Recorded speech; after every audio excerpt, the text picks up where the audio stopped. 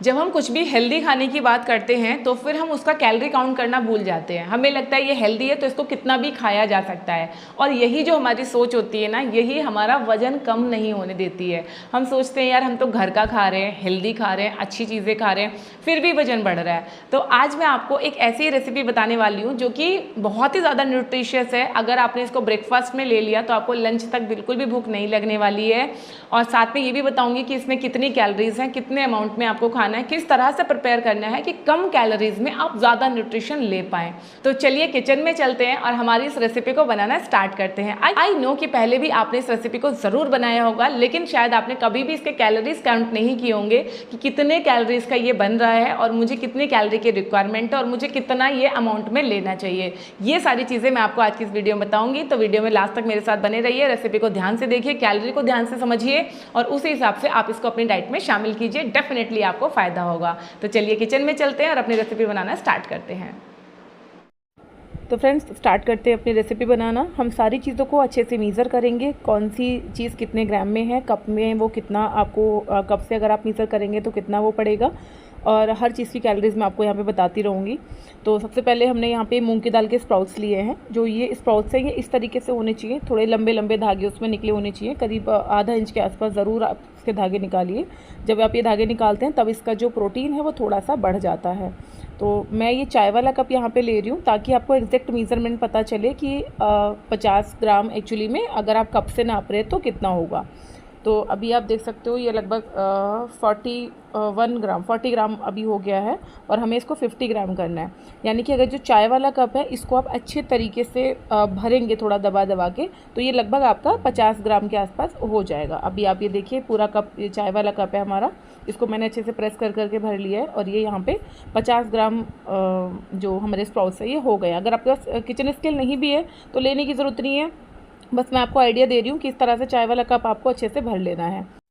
50 ग्राम जो हमने ये स्प्राउट लिया है इसमें ओनली 15 कैलोरीज हैं, यानी कैलोरीज में बहुत ही कम है। 1 ग्राम इसमें प्रोटीन है जो कि प्रॉपर प्लांट प्रोटीन है, 3 ग्राम इसमें कार्बोहाइड्रेट है, और इसमें विटामिन सी बहुत अच्छी मात्रा में होता है। करीब 4 ग्राम इसमें विटामिन सी आपको मिल जाता है। अब यहाँ पे हमारा जो अगला इंग्रेडिएंट है उसको हम मेज़र करेंगे, जो कि है पनीर। पनीर जो यहाँ पे मैं ले रही हूँ ये होममेड पनीर है। टोंड वाला दूध मैंने लिया था और उसका हमने रात को पका के उसको मलाई उतार के फिर जो सुबह दूध बचा है उसका हमने ये पनीर बनाया, यानी कि ये लो फैट पनीर है। और इसको भी हम मेज़र कर लेंगे। जो पनीर हमें यहाँ पे लेना है ये भी हमें 50 ग्राम पनीर लेना है, और 50 ग्राम पनीर में लगभग 129 कैलोरीज होते हैं। 15 ग्राम इसमें प्रोटीन होता है। तो प्रोटीन का ये बहुत ही अच्छा सोर्स है। जिन लोगों को पनीर सूट नहीं करता या मिल्क प्रोडक्ट वो नहीं ले सकते हैं, वो लोग इसकी जगह पे सोया चंक्स का इस्तेमाल भी कर सकते हैं। तो आप ये देखिए यहाँ पे ये हमने करीब 50 ग्राम ये हमने पनीर ले लिया है। अब अगर मैं इसका कप से आपको मेज़रमेंट बताऊँ तो जो हमारा ये चाय वाला कप है इसको आप देखोगे तो एक करीब आधा कप के आसपास है, यानी आधा कप अगर आप लेते हो तो ये आपका लगभग 50 ग्राम पनीर हो जाता है। कोशिश कीजिए कि आप लो फैट पनीर लें, क्योंकि पनीर में फ़ैट काफ़ी ज़्यादा अमाउंट में होगा, और ये पूरी तरह डिपेंड करेगा आप दूध कौन सा ले रहे हो। टोंड वाला दूध से आप बनाइए तो उसमें आपका जो फ़ैट है वो थोड़ा सा कम रहेगा। अब हम मेज़र कर रहे हैं हमारा अगला ingredient, that is runner beans. Runner beans की जगह पे आप और भी सब्जियां इस्तेमाल कर सकते हैं। इनको आपको ज़रूर इस्तेमाल करना चाहिए, क्योंकि अगर आप 50 ग्राम बीन्स यहाँ पे लेते हो तो इसमें सिर्फ 25 कैलोरीज होती है। 2 ग्राम इसमें प्रोटीन होता है। प्रोटीन इसीलिए इसमें होता है क्योंकि ये सोयाबीन की फलियाँ होती हैं। इसकी जगह पे आप कोई और बीन्स का भी आप चाहें तो इस्तेमाल कर सकते हैं। अब देखिए 50 ग्राम बीन्स कितना होता है, तो जो हमारा ये चाय वाला कप है इसी से हमने देखो मेज़र किया है यहाँ पे, तो लगभग ये 1 कप के आसपास है। पूरा ऊपर तक भर गया है, लेकिन बहुत दबा दबा के नहीं भरा है, बट उसमें ये 50 ग्राम हो गया है। ठीक है, इसको आप थोड़ा सा चाहें तो ज़्यादा भी ले सकते हैं, बट इतना भी लेंगे तो चलेगा। और जो कोई सब्ज़ी आप चाहें इसमें आप ऐड कर सकते हैं। यहाँ पे मैंने ये एक मिक्सर जार ले लिया है, और जो हमने मूंग की दाल के स्प्राउट्स लिए थे 50 ग्राम्स, वो हम स्प्राउट्स इसमें डाल देंगे। और साथ में यहाँ पे मैं ले रही हूँ एक हरी मिर्ची। हरी मिर्ची इसके टेस्ट को बढ़ाने के लिए भी है और विटामिन सी का बहुत अच्छा सोर्स है। आप चाहें तो इसकी जगह पे लाल मिर्च का इस्तेमाल भी कर सकते हैं, but I will recommend you कि आप ग्रीन चिली का इस्तेमाल कीजिए। थोड़ा सा पानी डाल के आप इसका एक पेस्ट बना लेंगे स्मूथ, बहुत पतला नहीं होना चाहिए, है ना। थोड़ा सा पानी, आपने देखा यहाँ पे मैंने बिल्कुल ज़रा सा पानी यूज़ किया है, और बस इसको अब हम ग्राइंड कर लेंगे। सो ये देखिए अच्छे से ग्राइंड हो गया है, एक अच्छा पेस्ट की फॉर्म में ये आ गया है। इसको अब हम एक बाउल में निकाल लेंगे। और इसको थोड़ा सा फूलने के लिए, सेट होने के लिए ढक के थोड़ी देर के लिए साइड में रख देंगे। तब तक हम अपना मसाला रेडी कर लेते हैं। सो फ्रेंड्स, हम आ गए हैं किचन में और यहाँ पे मैंने कढ़ाई ले ली है। इस तरह का कढ़ाई आप ले लीजिए और इसके बाद हम इसमें डालेंगे बिल्कुल थोड़ा सा, आधी चम्मच या इससे भी कम हम यहाँ पे देसी घी का इस्तेमाल कर रहे हैं। आप ये देख सकते हो, मैंने जस्ट ये चम्मच अपने घी के डब्बे से निकाली है, भरा भी नहीं है इसको। बस हल्का सा अपनी जो कढ़ाई है उसको चिकना कर लेंगे, ठीक है। बहुत ज़्यादा घी का इस्तेमाल मत करना, क्योंकि घी और तेल, चाहे आप कोई सा भी तेल या कोई सा भी घी ले रहे हो, मैं यहाँ पे देसी घी ले रही हूँ, सभी में कैलोरीज बहुत ज़्यादा होती हैं, ठीक है। तो आपको बहुत ज़्यादा घी तेल का यूज़ नहीं करना है। अब यहाँ पे सबसे पहले मैं ले रही हूँ एक छोटी सी प्याज। एक छोटी प्याज में लगभग 10 कैलोरीज होते हैं, टेस्ट को इन्हांस करती है। अगर आपको प्याज पसंद नहीं है तो आप इसको यहाँ पे स्किप भी कर सकते हैं।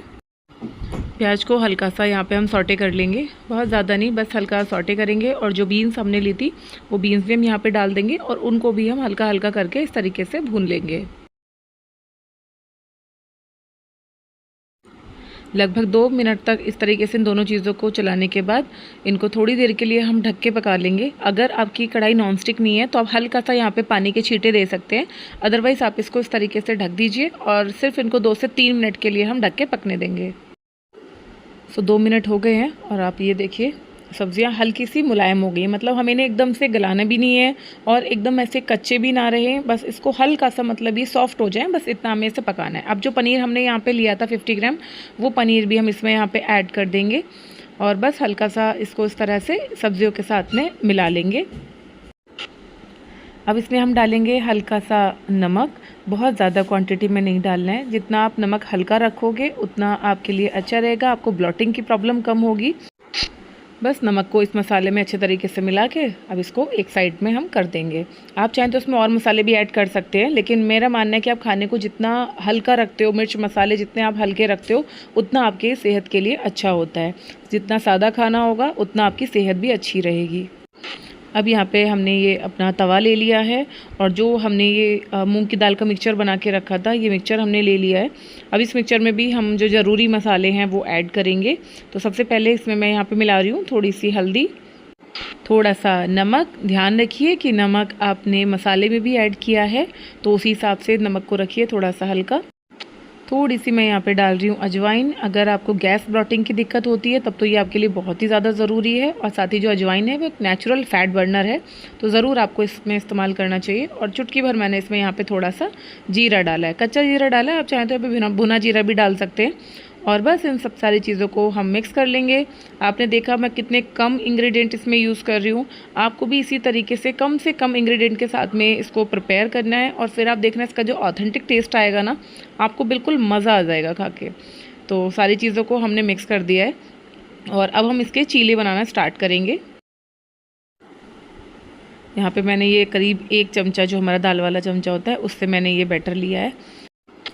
इस तरीके के जो चमचे होते हैं लगभग हर घर में बराबरी क्वांटिटी में होते हैं, तो बस आपको इसी से ये चीला प्रिपेयर करना है। तवे पे आप डालिए और इस तरह से पूरा गोल गोल इस तरह से इसको घुमाते हुए लेयर को थोड़ा सा पतला कर दीजिए, ठीक है। बिल्कुल पतला नहीं भी होगा तो चलेगा, मतलब कुल मिला के जैसे आप कंफर्टेबल हैं यार वैसे करो। क्योंकि देखो मैं कोई शेफ़ तो हूँ नहीं, जैसे मैं नॉर्मली अपने लिए खाना बनाती हूँ मैं वही आपको बता रही हूँ, ठीक है। तो इस तरह से इसको अच्छे से आप फैला लीजिए, जितना पतला करके फैलाएंगे उतना अच्छे से ये सेक जाएगा। और इतने बैटर से जितना भी हमने लिया है, करीब आपके 4 चीले बनेंगे, लेकिन आपको ये सिर्फ 2 ही चीले खाने हैं एक बार में, ठीक है। ब्रेकफास्ट में ले रहे हैं तो भी और डिनर में अगर आप ले रहे हैं तो भी। तो देखिए चीला हमने बहुत अच्छे से फैला दिया है और अब इसको हम इस साइड से पकने देंगे। स्टार्टिंग में आप जो इसका फ्लेम है वो कम रखिए और फैलाने के बाद आप फ्लेम को फुल कर लीजिए। करीब 2 मिनट हमने इसको रखा है और ये देखिए ये चीला जो है अभी तैयार होने लगा है। देखिए जैसे जैसे ये तैयार होता जाएगा ना, वैसे वैसे ये साइडों से अपने आप को तवे से खुद ही अलग करते जाएगा। अब ये एक तरफ से हमने इसको अच्छे से सेक लिया है, अब बस इसको आप पलट के दूसरी तरफ से हल्का सा सेक लीजिए, बहुत ज़्यादा सेकने की ज़रूरत नहीं है। ये देखिए इस तरह से अगर आप इसको प्रिपेयर करेंगे तो आपका चीला टूटेगा भी नहीं। कई लोगों को शिकायत होती है कि मूंग की दाल का चीला टूटता है, तो आई थिंक कि आप या तो उसका गोल बहुत पतला कर लेते होंगे या बहुत उसको आप टाइट रहने देते होंगे, तब शायद ही से टूटता होगा। अदरवाइज़ बहुत ही प्यारा सा एकदम सॉफ्ट सा क्रंची सा आपका ये चीला बन के तैयार होता है। फिर देखिए दोनों तरफ से हमने इसको सेक लिया है। अब जो हमने स्टफिंग तैयार की थी पनीर और सब्जियों की, वो स्टफिंग हम इसके अंदर लगाएंगे। जैसे मैंने आपको स्टार्टिंग में बताया था कि पनीर की जगह पे आप सोया चंक्स का इस्तेमाल कर सकते हैं, या फिर इसकी जगह पे पता है आप उबले हुए राजमा या उबले हुए चने, काले चने, इनकी भी स्टफिंग आप इसके अंदर दे सकते हैं, वो भी बहुत ज़्यादा टेस्टी लगती है। बस ये देखिए हमारा ये फर्स्ट क्लास सा हमारा नाश्ता बन के तैयार हो गया है। तो इस तरह से जो ये हमारा एक चीला विद स्टफिंग जो यहाँ पे तैयार हो रहा है, तो ये करीब हमारा 120 कैलोरी का बन रहा है। अगर आप ये 2 खाते हैं इतनी स्टफिंग के साथ में, तो ये आपका 240 कैलोरीज़ का आपका ये चीला प्लस स्टफिंग हो जाएगा। और अगर आप एक छोटी कटोरी दही साथ में लेते हैं तो करीब 60 से 70 कैलोरीज़ आपकी दही में आती हैं।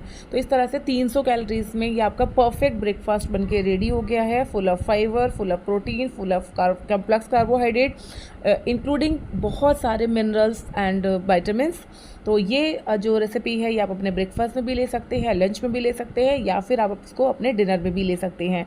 वेट लॉस कर रहे हैं तब भी आपके लिए बहुत अच्छा है, मेंटेनेंस पे हैं तब भी आप इसको ले सकते हैं, किसी भी तरीके का हेल्थ इशू है हर कंडीशन में आप इसको ले सकते हैं। रेसिपी कैसी लगी कमेंट करके ज़रूर बताइए, और अगर आपने ये बनाया है तो आपको कैसा लगा वो भी आप कमेंट करके ज़रूर बताइए।